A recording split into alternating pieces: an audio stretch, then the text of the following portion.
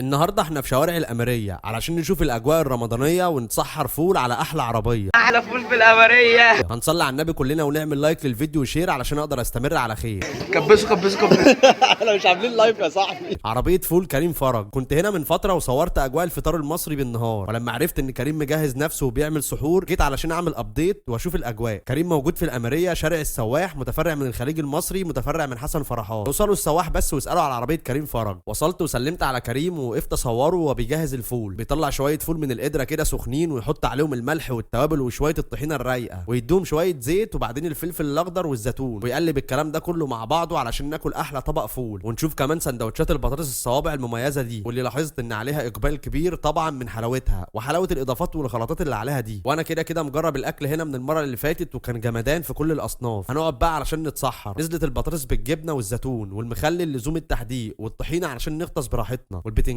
والفلفل المقلي، ولازم نضرب بصل عشان ننسى اللي حصل، وسلطه لزوم الدايت وكده يعني. والشباب بدات تسخن وجت ميه السلطه وباقي الحبشتكنات والبيض بالطحينه. وبطل الحلقه بقى طبق الفول الجميل ده. ويوسف اول ما شاف الفول بقى مبسوط. وصل العيش وابو عاطف قال نسمي وندوق بقى. ودن قطه وانزل في الفول ودي يا ابو عاطف. يوسف قال اشمعنى انا؟ اديها انا كمان. اديها بصل يا ابو عاطف. الله ينور، هو ده الكلام. واضح طبعا على الرجاله رايهم شغالين الله ينور، مش محتاجين عزومه. اعصر بقى الليمون كده على الفول واقلب على طول وبسم الله هنسمي وندوق علشان الكلام يروق. طبعا انا رايي معروف من الفيديو اللي فات بخصوص الاكل هنا، بصراحه كل الاصناف معموله صح الصح، وطعم الفول والاكل هنا عند كريم بجد يعجب اي حد. ولقيت ان طعم الاكل والاصناف زي ما هو حلو وعلى وضعه. واحنا كمصريين طالما الاكل حلو يبقى فاضل اللمه الحلوه، خصوصا بقى في السحور والفطار في رمضان. والسحور عندنا مختلف عن اي بلد تقريبا لاننا في الغالب بنتسحر بره البيت، وزي ما الفول والطعميه بيكون اساسي عند غالبيه الشعب في الفطار اليوم العادي، فبرضه نفس الكلام في السحور في ايام رمضان. واحنا شعب بنحب نجرب اكلات ونشوف اماكن جديده، والاكله اللي بنحبها بنروح لها مخصوص. وعلشان كده حابب ارشح لكم عربيه فول كريم فرج علشان هتعجبكم. جربوا هناك السحور وعيشوا اجواء رمضان الجميله. وطبعا ما ننساش بعد الاكله الجميله دي نحبس ب50 شاي وما نكترش سكر. وفي النهايه بقى سلمت على الناس الحلوه دي، وكل سنه وانتم طيبين جميعا ومع السلامه يا غاليين. اشوفكم في فيديو قريب وجديد. كل سنة وانتم طيبين، مستنيينكم عند كريم فرج. خلاص انتباهات يا جدعان، لايك واكسب ان شاء الله يا جدعان.